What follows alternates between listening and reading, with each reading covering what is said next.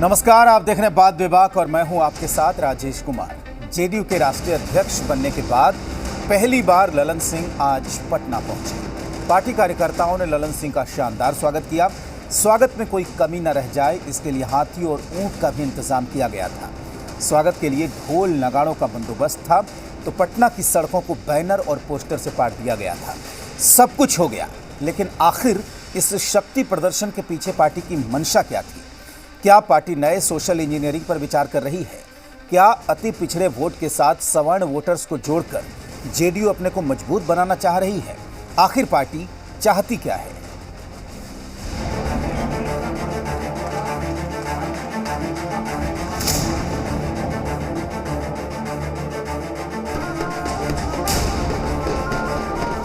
JDU के नए अध्यक्ष और मुंगेर से लोकसभा सांसद ललन सिंह के स्वागत में उमड़ा कार्यकर्ताओं का ये हुजूम और ढोल नगाड़े के साथ पहुंचे समर्थकों की भीड़ ये बताने के लिए काफी है कि नए अध्यक्ष के बनने के जश्न के बहाने पार्टी शक्ति प्रदर्शन कर अपनी ताकत का एहसास कराना चाह रही है।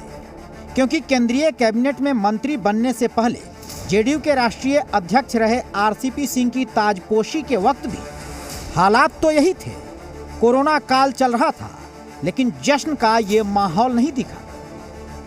ऐसे में जेडीयू केंद्रीय कैबिनेट में जगह पाने और अध्यक्ष पद पर पहली बार एक सवर्ण को बिठाकर सामाजिक समीकरण दुरुस्त करने के साथ विपक्ष को मैसेज और कार्यकर्ताओं में उत्साह का संचार करना चाह रही है। लिहाजा नए अध्यक्ष की ताजपोशी तो दिल्ली में की गई और फिर उनके पटना पहुंचने पर पूरे शहर को बैनर पोस्टर से पाट दिया गया।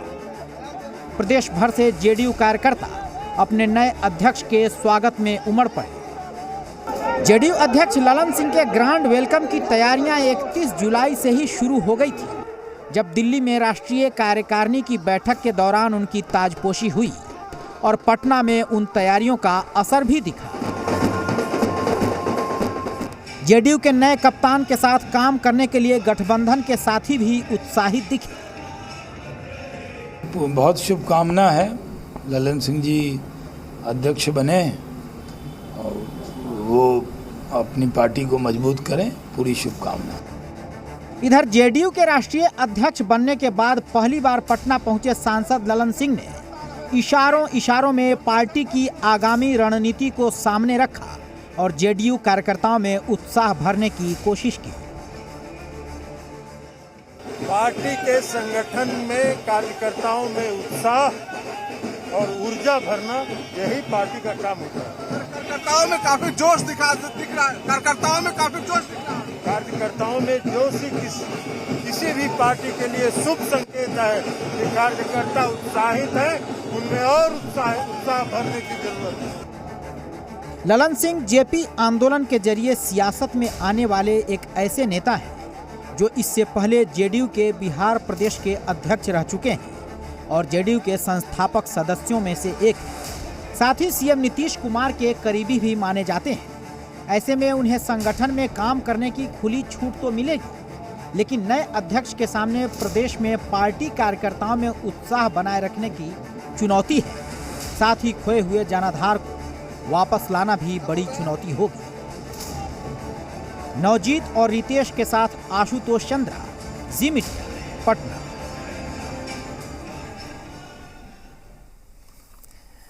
तो आपने तमाम तस्वीरें देखी, तमाम बयान सुने कि किस तरीके से आज पटना में जेडीयू ने शक्ति प्रदर्शन किया है। लेकिन इस प्रदर्शन के पीछे जेडीयू की प्लानिंग क्या थी? क्या जेडीयू नए सोशल इंजीनियरिंग पर विचार कर रही है? आज बात विभाग में हम इसी पर चर्चा करेंगे। हमारे साथ गेस्ट का पैनल जुड़ा हुआ है। परिचय कराते हैं। सबसे पहले हमारे साथ मृत्युंजय तिवारी हैं, आरजेडी के प्रवक्ता। मृत्युंजय जी, बहुत स्वागत है आपका।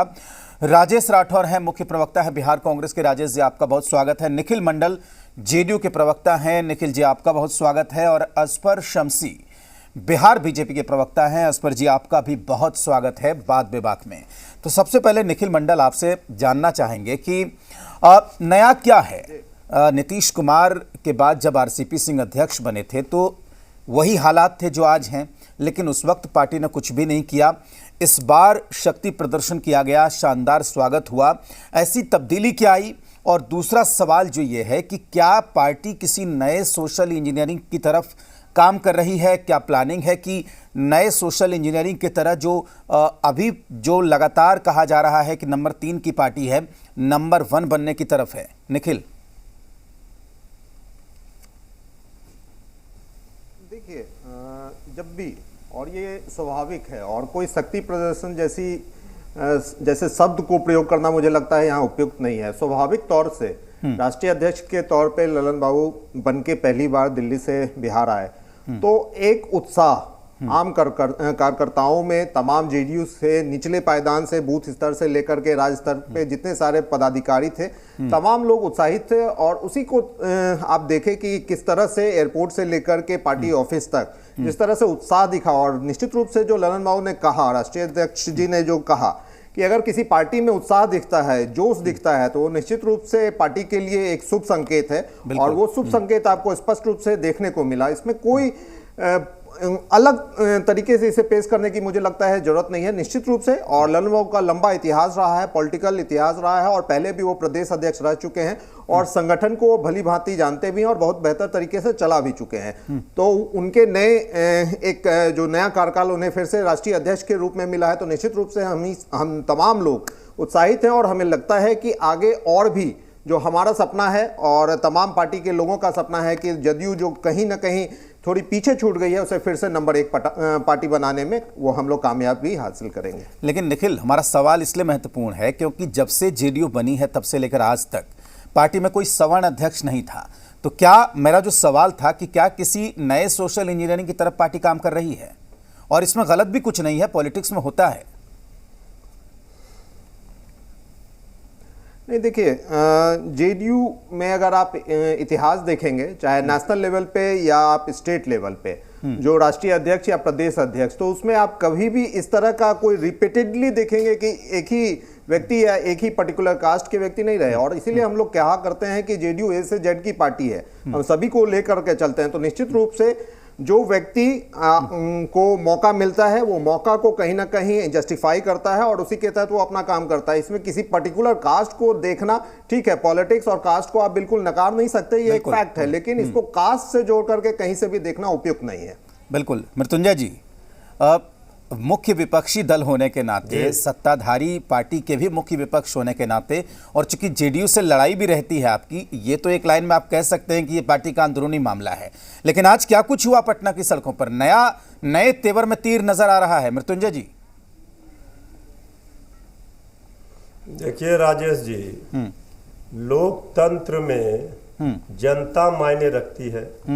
ये हाथी, ये घोड़ा, ये फूल, ये ढोल, ये बाजा, ये गाजा, ये दिखा करके 3 नंबर की पार्टी से कोई 1 नंबर की पार्टी तो नहीं हो जाएगी जी। अब ये राष्ट्रीय अध्यक्ष आदरणीय ललन बाबू बने हैं, तो उनकी तैयारी में इसलिए इस तरह का हवा बना जा रहा है कि चूंकि इतना खेमेबाजी और गुटबाजी में जेडीयू बटी हुई है, ये सारी तैयारी में जनता की हिस्सेदारी कहीं नहीं दिखी जी।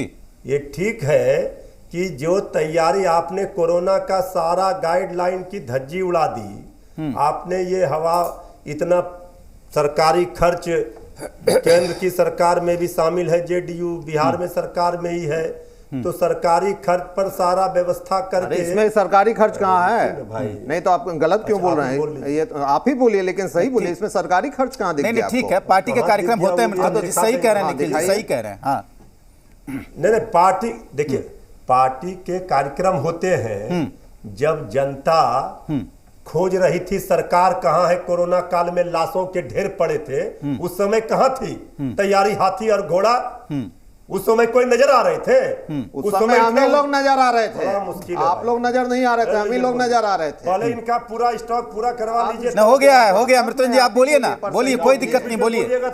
नहीं, बाकी लोगों के पास भी जाना है। मृत्युंजय जी बोलिए, आप बोलिए, ऊर्जा लगाना, सुन लीजिए निखिल जी। हाँ, राजेश जी, इतना ऊर्जा अगर बिहार को विशेष राज्य के दर्जा दिलाने में लगा देते, बेरोजगारी में नंबर 1 है बिहार, उसमें खत्म करने में लगा देते, महंगाई कम करने में लगा देते, पटना यूनिवर्सिटी को सेंट्रल यूनिवर्सिटी का दर्जा दिलाने में लगा देते, तो बात समझ में आती। ये माला गाला, मतलब गाजा बाजा के साथ तैयारी करके जनता क्या थाली खाली है, जनता दुखी है, भूखी है, नौजवान बेरोजगार है, और ये हाथी घोड़ा ऊंट लाखों का अंबार बिखरा पड़ा था कोरोना काल में। तो हम तो ये कहेंगे, राष्ट्रीय अध्यक्ष बनकर आए हैं, हमारी शुभकामना है, लेकिन राष्ट्रीय अध्यक्ष बने हैं तो कुछ हित तो करके जाएं, लेकिन 3 नंबर की पार्टी से 1 नंबर की पार्टी नहीं बनाएंगे। ठीक है, जहां माला और गाजा बाजा हाथी घोड़ा उतार दिया सड़कों पर, आधे से अधिक सांसद वहां जेडीयू छोड़कर जा रहे हैं तीर, और इधर विधायक छोड़कर जा रहे हैं। ठीक है मृत्युंजय जी, आता हूं दोबारा आता हूं। अजफर शमसी हैं, बिहार बीजेपी के प्रवक्ता है। अजफर जी, जाहिर सी बात है कि पटना में बड़ा कार्यक्रम हुआ, भारी भीड़ उमड़ी, जेडीयू के अध्यक्ष बन के आए ललन सिंह, तो क्या जो बीजेपी का कोर वोटर माना जाता है बिहार का सवर्ण, क्या अब जेडीयू की नजर आपके वोटों पर है? अजफर जी, देखिए, सबसे पहले तो मैं राष्ट्रीय अध्यक्ष जो बने हैं जेडीयू के ललन सिंह जी, मुंगेर के सांसद भी हैं, मैं दिल की गहराइयों से उन्हें मुबारकबाद देता हूं कि वो वहां राष्ट्रीय अध्यक्ष बने। दूसरी बात यह है कि पार्टी विथ ए डिफरेंस है बीजेपी। हमारे यहाँ कोई सोशल इंजीनियरिंग नहीं है, हमारे यहाँ सबकी पार्टी है। और आप देखते होंगे कि भारतीय जनता पार्टी ही एक ऐसी पार्टी है नेशनल लेवल से लेके स्टेट लेवल तक, जहां हर कार्यकाल में 3, 4, 5 साल में अध्यक्ष चेंज होते हैं। इसीलिए कोई असर पड़ना नहीं पड़ना, एनडीए पूरी तरह से मजबूती की तरफ बढ़ रही है, इसमें दो राय नहीं है। दूसरी बात यह है कि जब मैच में कैप्टन मजबूत होते हैं तो ऑटोमेटिकली जो टीम होती है उसके अंदर भी उत्साह आता है, और वो भी पूरी एनर्जी के साथ चाहते हैं कि उनकी टीम जो है वो काफी जीते। तो ये एक अच्छा संकेत है। लेकिन फिर भी कुल मिला करके मैं ये कहूंगा कि ये उनका अंदरूनी मामला है, और आज भी चाहे जो हो जाए, वोटों का समीकरण इसको बोला जाए जिसको हम लोग नहीं मानते हैं, वोट की अर्थमेटिक बोलिए उसको भी नहीं मानते हैं, लेकिन इतना तय है कि उसके किंग मेकर जो हैं वो जेडीयू के मुख्यमंत्री हैं, नीतीश जी हैं, और उन्हीं का जो एक अपना तरीका है काम करने का, डेवलपमेंट, विकास, सबको लेकर के चलना, और जिस तरीके से वो चले हैं, अध्यक्ष आएंगे जाएंगे, ललन जी बहुत मजबूत आदमी है, इसमें दो राय नहीं है, उनकी अपनी एक शख्सियत है, उनके आने से उनकी पार्टी मजबूत होगी, लेकिन इसका मतलब कहीं नहीं है कि किसके वोट पे असर पड़ेगा, किसके वोट पे असर नहीं पड़ेगा, इसलिए कि पूरी एनडीए मजबूत है, और Bharatiya Janata party with A difference है, पार्टी विद ए मिशन है, और party with A ideological movement है। इसीलिए किसी को मुगालते में रहने की जरूरत नहीं है। हाँ, एनडीए पूरी मजबूत है, ललन जी बने हैं, और मुझे पूरा उम्मीद है कि जिस तरह का उत्साह कार्यकर्ताओं में देखा गया, कार्यकर्ताओं के अंदर जो एनर्जी आई है, यकीनन एनडीए को इससे फायदा मिलेगा, और आने वाले दिनों में एनडीए पूरी मजबूती के साथ आगे बढ़ेगी। ठीक है राजेश जी, आपने सब कुछ सुन लिया। अब ये बताइए कि केंद्र में मंत्री नहीं बने इसलिए ललन सिंह को अध्यक्ष बनाया गया, या वाकई ललन सिंह के अध्यक्ष बनने के बाद एक बड़ा वोट बैंक जुड़ने जा रहा है जेडीयू के साथ? देखिए, दोनों बात है। सर्वप्रथम तो हम आदरणीय ललन सिंह जी को क्षेत्रीय पार्टी के राष्ट्रीय अध्यक्ष बनकर पटना आगमन पर हम उनको शुभकामना और बधाई देते हैं। इसमें तंज दिख रहा है राजेश जी। की बात है और शक्ति प्रदर्शन की बात हो रही थी जी। मैंने कहा ना कि मैं उनको बधाई दिया हूं कि क्षेत्रीय पार्टी के राष्ट्रीय अध्यक्ष बनकर वो अपने पटना पधारे हैं, उस पर मैं उनको बधाई देता हूं। और शक्ति प्रदर्शन तो जरूर हुआ है, लेकिन इस शक्ति प्रदर्शन किसका? जनता दल यू का या ललन सिंह जी का? अगर जनता दल यू का शक्ति प्रदर्शन होता तो उसमें इससे पहले के अध्यक्ष आदरणीय आरसीपी सिंह होते, चूंकि परंपरा रही है कि पुराने अध्यक्ष की ताजपोशी में पुराने अध्यक्ष होते हैं। अगर जनता दल का शक्ति प्रदर्शन होता तो उसमें उपेंद्र कुशवाहा जी अवश्य होते। अगर जनता दल का शक्ति प्रदर्शन होता तो उसमें वशिष्ठ नारायण सिंह जैसे व्यक्ति जरूर होते। अगर जनता दल यू का शक्ति प्रदर्शन होता तो उसमें 2/3 से ज्यादा विधायक और विधान पार्षद अनुपस्थित नहीं होते। तो ये शक्ति प्रदर्शन ललन सिंह का था और ललन सिंह ने शक्ति प्रदर्शन करने का प्रयास किया, जिसको आरसीपी सिंह ने अपने सांसद, अपने विधायक, अपने विधान पार्षद को रोकने का पूरा प्रयास किया ही नहीं, उसमें सफल रहा। हाँ, इसमें दो राय नहीं है, आपका सवाल अच्छा था कि उनको मंत्री नहीं बनाया गया, जिसके कारण मजबूर बस नीतीश कुमार जी ने उनको राष्ट्रीय अध्यक्ष बनाने में तो सफलता हासिल की, अन्यथा उनकी पार्टी टूट गई होती। लेकिन यह मत भूलिए कि इनके राष्ट्रीय अध्यक्ष बन जाने के बाद जेडीयू एक मैं दोबारा आपके पास आता हूं। आपने जो सवाल खड़े किए उसका जवाब ले लें राजेश जी, ठीक है। नहीं, आपने कुछ सवाल खड़े किए हैं, उसका जवाब ले लो, फिर आपके पास आता हूं। निखिल जी, ये सवाल इन्होंने ये खड़े कर दिए हैं कि अगर ये जेडीयू का कार्यक्रम था तो ना तो मुख्यमंत्री थे, ना तो आरसीपी सिंह थे, ना उपेंद्र कुशवाहा थे, ना वशिष्ठ बाबू थे। ये कैसा कार्यक्रम था आपकी पार्टी का? देखिए, कोशिश करने वाले को बधाई है, कोशिश करते रहिए, लेकिन हम लोग टूटने वाले नहीं है, हम लोग जुटते हैं और जोड़ जोड़ के और मजबूत होते हैं। इस तरह की जितनी सारी बातें ये कहें इन्होंने कहा, तो साहब आप पार्टी ऑफिस में थे क्या? पार्टी ऑफिस में कौन कौन थे, कितने विधायक थे, कौन कौन मिनिस्टर? आप तो थे ना, जवाब दे दीजिए निखिल जी। हाँ। से लेके तमाम विधायकों का फुटेज चलाया।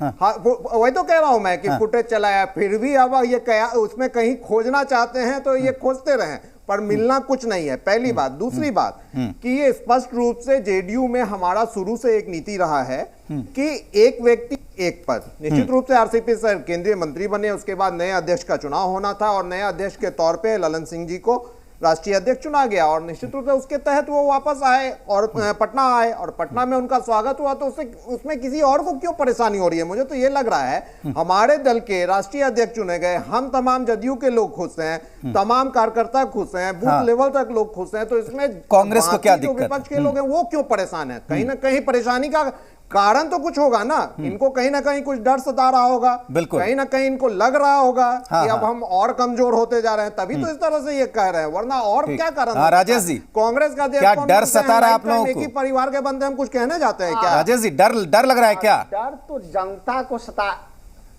डर हमें नहीं लग रहा है, जनता दल यू से तो जनता डर इनको डर एक ही बात की है कि जनता ये पूछेगी कि आपके दल में एक ही परिवार के राष्ट्रीय अध्यक्ष क्यों होते हैं? जदयू के तरह ये भी सवाल है, सही सवाल है। राष्ट्रीय अध्यक्ष क्यों नहीं बनाया जाता है? इनसे पूछिए ना, ये सवाल पूछिए ना कि आपके दल में बदलाव होगा क्या? गांधी परिवार के अलावा आप किसी को राष्ट्रीय अध्यक्ष बनाइएगा?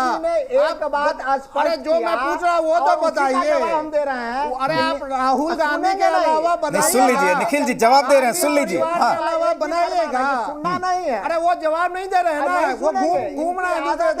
हमारे यहाँ जॉर्ज फर्नांडिस से लेके शरद यादव जी से लेके नीतीश कुमार जी से लेके आरसीपी सिंह जी से लेके ललन सिंह, और इनके यहाँ गांधी परिवार ही, एक ही परिवार के राष्ट्रीय अध्यक्ष बनाएंगे। लाइफ टाइम लिख दीजिए कि जब तक कांग्रेस रहेगी गांधी परिवार के। ठीक है। एक पार्टी अरे जवाब तो मैं मांग रहा हूँ कि आप गांधी परिवार के अलावा राष्ट्रीय अध्यक्ष। ठीक है राजेश जी, और भी लोग हैं राजेश जी, ठीक है। इन्होंने नहीं, मेरी बात खत्म नहीं हुई। हाँ, पूरी कर लीजिए। नहीं देते हम क्या बोले? नहीं, पूरी करिए राजेश जी, जल्दी, समय नहीं है। हमसे कर रहे हैं तो हम कैसे कर रहे हैं? जेडीयू को झंझट हमसे कर रहे हैं। इन्होंने कहा एक व्यक्ति एक पद, अच्छी बात है। शायद इनको याद नहीं होगा कि मुख्यमंत्री रहते नीतीश कुमार ने जनता दल का राष्ट्रीय बिल्कुल, तभी तो अरे मेरे सवाल का तो जवाब दीजिए, गांधी परिवार के अलावा बताइए। ठीक है, नहीं फिर वही बात हो जाएगी। अश्वर जी ये बताइए। नहीं ठीक है राजेश जी, हो गया, मैं दोबारा आता हूं अगर समय रहेगा तो। अश्वर जी, आपकी सहयोगी पार्टी है जेडीयू में नेतृत्व परिवर्तन हुआ है, तो क्या दोनों पार्टी के रिश्ते जिस तरीके से विधानसभा चुनाव के दौरान हमने देखा था तनातनी वाले रहे थे, तो क्या ये बेहतर तालमेल के साथ आगे बढ़ेगा? अश्वर जी, ये तो आपका एक्सपेकुलेशन है। नहीं सच्चाई आप भी जानते हैं। हाँ, आज इतना दिन हो गया है। नहीं तनातुनी ये दूसरे लोग समझ सकते हैं। कहने का मतलब ये है कि एनडीए पूरी तरह से मजबूत है और जितना मजबूती हो रही है ये एनडीए के लिए अच्छा है। अब जो विपक्ष की पार्टियां हैं उनको बोलने का मौका है कि वो बोलते रहे, क्योंकि उनके पास तो केवल एक ही समीकरण है, चाहे जो लोग हों। और यहाँ तो गैलेक्सी ऑफ लीडर्स हैं, चाहे वो बीजेपी हो या जेडीयू हो। तो इस तरह से पार्टी मजबूत बनेगी और अच्छे कैप्टन बने हैं, अच्छी सोच के साथ पार्टी आगे बढ़ रही है और ज्यादा मुझे लगता है कि एनडीए मजबूती के साथ काम करेगी। ये बोलने की जरूरत नहीं है कि भाई कौन बने अध्यक्ष कौन नहीं बने। इतना जरूर है कि जो काम एनडीए का हुआ है, भारतीय जनता पार्टी और जेडीयू ने किया है, उसी काम का जनादेश जनता ने दिया है। और आगे भी जो ये काम है नीतीश जी के नेतृत्व में जो काम हो रहा है, भारतीय जनता पार्टी और हमारे यशस्वी प्रधानमंत्री मोदी जी के नेतृत्व में जो काम हो रहा है केंद्र से चल के बिहार तक, उसका जो इम्प्लीमेंटेशन है बखूबी बिहार के अंदर हो रहा है, उससे अध्यक्ष भी लाभान्वित हो रहे हैं, पार्टी भी लाभान्वित हो रही है, जनता भी लाभान्वित हो रही है। और इन सारी चीज़ों का परिणाम एनडीए को आने वाले चुनाव में मिलेगा। ये बहुत ही सुखद संकेत है कि आज जनता के अंदर, पार्टी के अंदर, एनडीए के अंदर पूरी एनर्जी आई है। और मैंने पहले भी कहा था कि अगर कप्तान उतरते हैं मैदान में और उनके जो टीम है उसको पूरी मजबूती रहती है, तो होता क्या है कि वो टीम विजयी होती है। इसलिए इस पर बहुत मुनसर करता है, खास करके ललन सिंह जी मजबूत और पुराने, और पार्टी जब से बनी है वो शुरू से ही उस पार्टी के बिल्कुल निसंदेह एनडीए मजबूती के साथ आगे बढ़ेगी। ठीक है मृत्युंजय जी, अब A to Z की बात अब निखिल जी भी कर रहे हैं, आपकी पार्टी भी कर रही थी, तो क्या अब MY समीकरण माना जाता था और ये माना जाता था कि अति पिछड़ों का एक समीकरण है जेडीयू में, तो क्या इन दोनों के बीच अब लड़ाई होने वाली है सर्व समाज की? मृत्युंजय जी देखिए राजेश जी सबसे पहले नेता प्रतिपक्ष श्री तेजस्वी यादव जी ने कहा कि आरजेडी में A to Z की पार्टी है। जो लोग माई समीकरण कहते थे, माई बाप दादा दादी सब कॉपी कैट है, मैं दिखा सकता हूँ। सुन लीजिए निखिल, सुन लीजिए ना, सुन लीजिए उनको सुन लीजिए। नहीं मृत्युंजय जी बोलिए। A to Z की पार्टी हाथ से नहीं, जो ये माई समीकरण सुन लीजिए। नहीं सुन लीजिए निखिल जी, सुन लीजिए, बात पूरी करना है, फिर मैं आऊंगा। हाँ बोलिए मृत्युंजय जी, समय नहीं है। तो आप झूठ बोलिएगा तो क्यों सुनूंगा? बोलिए। तो देखिए इसलिए जो है यहाँ तो पढ़ाई दवाई कमाई की बात होगी नहीं, यहाँ तो सिर्फ लड़ाई। हमारे मित्र बीजेपी के भाई कह रहे थे, अच्छी गाथा कह रहे थे, ये बताए नहीं कि ज्ञानू जी ने क्या कहा, बीजेपी के विधायक ने, बीजेपी के मंत्री सम्राट चौधरी ने क्या कहा, सरकार चलाने में कैसे दिक्कत। ये तो अच्छी बात है कि अगर कुछ सजेशन दिया जा रहा है, ये तो कम से कम एनडीए में आपको देखने के लिए मिल रहा है। आज पर सुन लीजिए ना, तो उस पर बोल रहे हैं, सुन लीजिए मृत्युंजय जी बोलिए। नहीं बोल सकते हैं, नहीं मृत्युंजय जी आप ही की बात सुन रहे हैं, बोलिए। अरे मैं सुन रहा हूँ आपको मृत्युंजय जी, आप बोलते रहिए। हम तो विपक्ष है राजेश जी, हाँ हम तो राजेश जी विपक्ष में है, हमें कुछ नहीं कहना है। दोनों जेडीयू बीजेपी में जो बयानबाजी हो रहे हैं, सरकार के मंत्री विधायक क्या कह रहे हैं, जेडीयू के मंत्री ने क्या कहा, मदन सहनी जी ने अफसरशाही पर, ये लोगों को जनता की भलाई करनी नहीं है, सत्ता की मलाई खानी है। लेकिन गाथा और प्रवचन ऐसे करेंगे ये किसी का भला नहीं कर पाएंगे। जनता के द्वारा नकारे गए हैं 16 वर्षों में जो यूएसपी थी, टेन्योर है, फिर भी जनता नकारे हुए, मतलब गजब बात करते हैं। 2005, 10, 15, 20 अरे तो बोलने दीजिए ना, क्या दिक्कत है निखिल जी आपको? आप सरकार में नकारे गए। ठीक है मृत्युंजय जी, 2020 के चुनाव में आप नकारे गए कि हम? देखिए चर्चा बड़े दिलचस्प मोड़ पे है, लेकिन वक्त की थोड़ी कमी है। बिल्कुल खत्म करना पड़ेगा कार्यक्रम को। बहुत शुक्रिया मृत्युंजय जी आपका हमारे साथ जुड़ने के लिए, निखिल मंडल आपका भी, अशफाक शम्सी आपका भी, और राजेश राठौर आपका भी हमसे जुड़ने के लिए, हमें समय देने के लिए। तो जिस तरीके से तेवर पार्टी ने आज पटना की सड़कों पर दिखाए हैं, अब आने वाले दिनों में इसका क्या असर पड़ेगा, इसके लिए हमें इंतजार करना पड़ेगा। देखते रहिए जी बिहार झारखंड।